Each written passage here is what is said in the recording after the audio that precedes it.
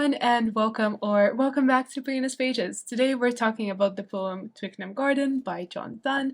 As usual, first we'll start with a summary and then move on to the line-by-line analysis. This poem was likely addressed to the Countess of Bedford, who was Donne's patron. Patrons were hugely important for poets and artists and musicians of the time because they were often the only way that those people could stay afloat. The Countess of Bedford was an incredibly wealthy woman, and she would commission poems from Donne or just be there as sort of a patron who would appreciate his work and donate money for him, which was hugely important for the financially destitute Donne because after he secretly eloped with his wife Anne, who he loved so much, her family cut her off completely, and Donne's family wasn't wealthy to begin with, so they were left living in poverty and very much dependent on the support of others, so the Countess's patronage was of huge significance to Donne. Twickenham Garden was her house, her estate, and the title of this poem specifically references it.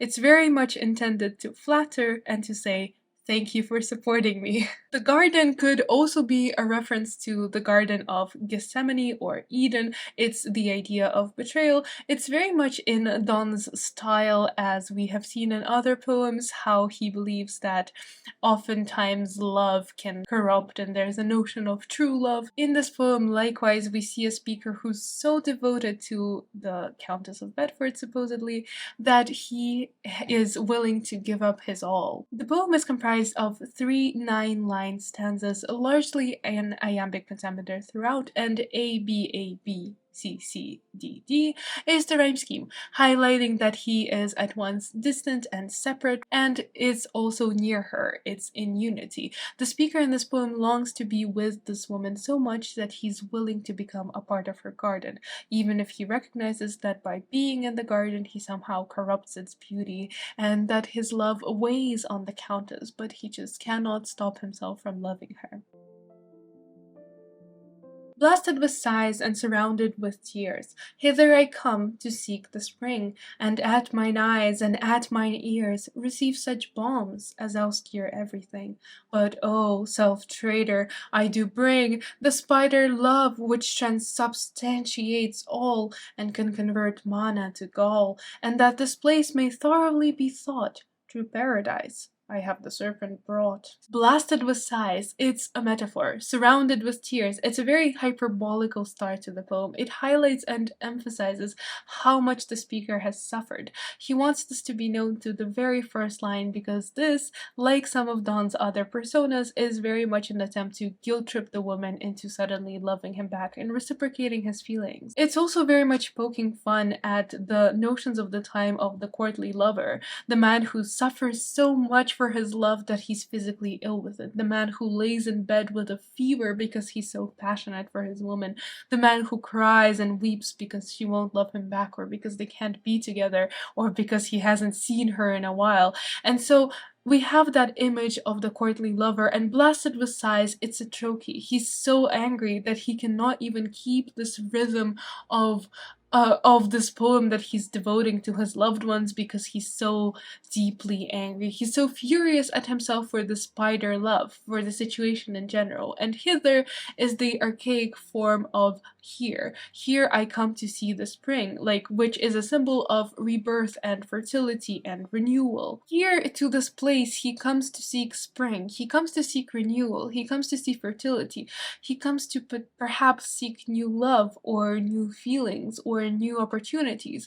And spring is also a metaphor and a euphemism for sex, for virility, for springing up, for blossoming, for things that could be like blossoming and swelling with love, or blossoming and swelling with passion. And we have seen this in the poem The Anniversary as well, as a seasonal symbol for love and relationships, so he has come here to seek this from the Duchess, especially at this garden at a time where all the flowers are blossoming and growing, so he hopes that likewise, like nature, his love will also blossom and grow, and so will perhaps her love. And also perhaps in this incredibly romantic season where animals mate and couple, she will reciprocate his feelings. And at mine eyes and at mine ears. And for my eyes and for my ears, there is a special balm, a special cream that may cure everything.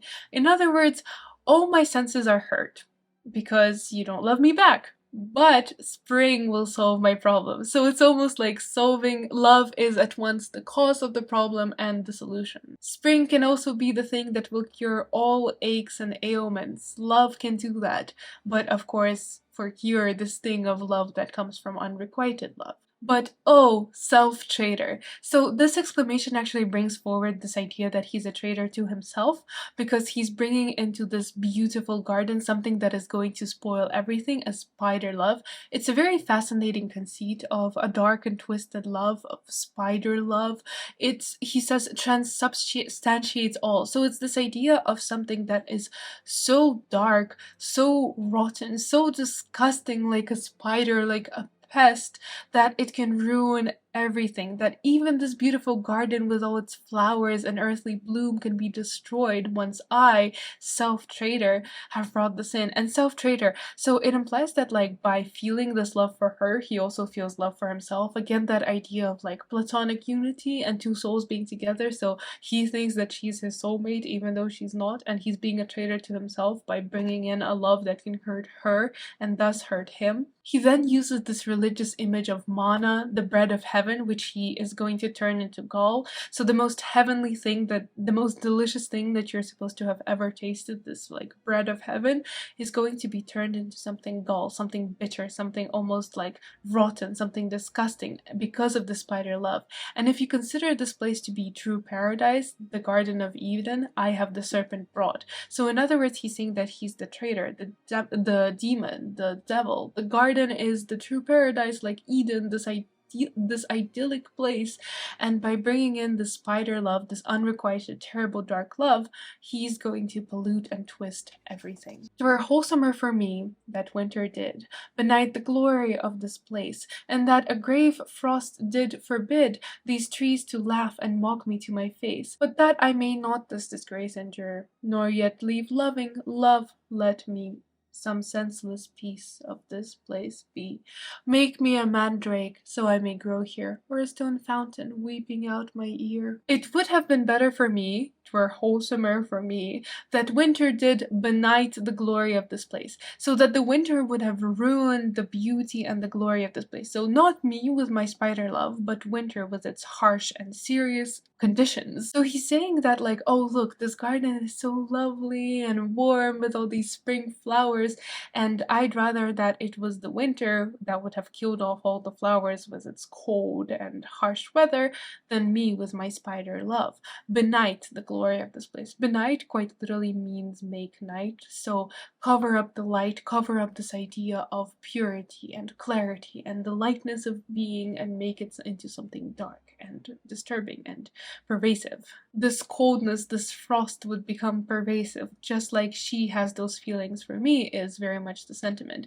That it would forbid, that a grey frost did forbid, that the coldness, that the serious and harsh coldness of winter would stop these trees from laughing and mocking me to my face. So it's almost like witnessing this happy season and witnessing all these like flowers and trees in happy bloom and dancing in the wind makes me want to like have this winter come in and ruin it, to stop them from laughing me because I can't dance with my beloved. Better that this would happen so that I don't have to endure. Love, let me. Love, we have this addressal for love, to love. Love is personified, and love is almost like a person, like a deity that he's asking to let me, to allow him to. We have this séjour with love to emphasize that the focus is on love, how love is the only thing garnering his emotion. Let me, it's an imperative, let some senseless piece of this place be. Some senseless piece of this place be. Just let me become something in this garden that's of minor importance, but something that is still here, like a mandrake so I may grow here, or like a stone fountain. Turn me into a stone fountain so that I may be insignificant, just a part of live this constant beauty so that I can be with her. And make me a mandrake. This, of course, references the legend that every Harry Potter fan would be familiar with. The idea of a mandrake as a mythical plant that when you try to tear out of the ground, its roots start screaming and yelling and crying because they don't want to leave. And this is him because he too doesn't want to leave this garden, and he'd rather be rooted in place as some like unknown plant that the lady's not going to pay attention for, so that he can stay there forever, so that she can't just tear him out and move on. And the same with the stone fountain. I will be crying tears. Again, this conceit of a fountain because the fountain is sprouting water. So the idea is that I am suffering so much anyway that let me permanently suffer. At least I will be with her when I'm permanently suffering. Hither with crystal vials, lovers come, and take my tears, which are love's wine, and try your mistress' tears at home, for all are false, that taste not just like mine.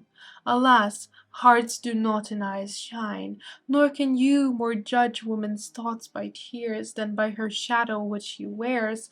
O perverse sex, where none is true but she, who's therefore true, because her truth kills me. We have this word hither with crystal files, so hither again, come here, but this time it's a separate and distinct idea from the other two. It's this idea of testing the loyalty and truth of women's love. Crystal vials, like those glass tubes that scientists use to test things, it's almost like he's beckoning lovers. He's urging them to come forward, and so that he can test like how much their women actually love them. He's asking them to take the tears, to take his tears, which he keeps crying, which are like love's wine, and then to test you, like your mistresses, so your woman's tears, and to see which is more true. Wine is also an interesting pun on the word wine, as in like WHINE, like cry, complain. So whine, I'm complaining, I am suffering. Again, it's a bit of fun at the expense of the courtly lover. So if I'm doing all this, come and take my tears as love's wine. Also as the ultimate drink of love, because love kind of gets off on watching me suffer too. And he's presenting himself as the man who's so sad that his tears are like love sadness itself, that they're magic. It could also be a reference to turning water into wine, another religious reference to basically say that his love is the ultimate measurement. So when you test your mistresses at home, she won't be anything compared to me, for all are false, the taste not just like mine. The idea that my love is so true, it's like the ultimate template for love. If you test your wife's tears, you'll see that they're superficial, that she's just crying because she wants something out of you, your attention or your presence or your gifts or your security, whereas I am true. And the taste not just like mine has quite a lot of T sounds in it. There's a cacophony of sound. It's very difficult to enunciate this with the T sounds. It almost sounds like he's spitting this because he's so convinced that his love is the only true love. Alas, hearts do not in eyes shine. So the unfortunate cynical truth is that your eyes don't really reflect what your heart wants. It's very different to his other poems in that in his other poems it's like, oh, the eyes are the windows of the soul. I see my lover reflected in her own eyes. I see like myself reflected in my lover's eyes because we're so close to each other. No, here it's very much the idea that actually eyes can lie, people can lie, words that they say can lie. The only thing that does not lie is a heart, and you cannot see that, you cannot witness it. No more can you judge her thoughts by tears, so no more can you think that she actually cares and that's why she's crying, than by her shadow, what she wears. So shadow shows her clothes, so it's basically this idea that women can't be trusted. Like, you can't trust their appearance, you can't trust their clothes, and you certainly cannot trust their tears, because if you think that they show the heart, then you're certainly wrong. Oh, perverse sex, it's also a trochee. It's a contrast to the first stanza where he called himself self-traitor. This time the anger is very much directed outwards at the woman rather than him. So, oh, perverse sex, we have a shift in tone from the speaker deciding that he's not the traitor but all women are. They're twisted, not one of them is true, except she. All women are terrible except for the women that I love. So the anger goes out at her and then frankly, he says no. I love her too much to say that about her, but I can say that about every other woman. She is therefore true because her truth kills me. She doesn't hide her emotion, the fact that she dislikes me, and that kills me, but it also shows just how true my woman is. She hurts me with her truth. Other women lie. No one else is honest and faithful. No other woman will tell you that they don't actually love you, so you can live on. But my woman will kill me, and somehow I take that as an honor and a privilege, is very much the message. So, I hope you enjoyed this more interesting take, this different side of Donne from what we have seen so far, different and at once similar to some of the other poems that we've experienced. Thank you so much for watching, and I will see you soon.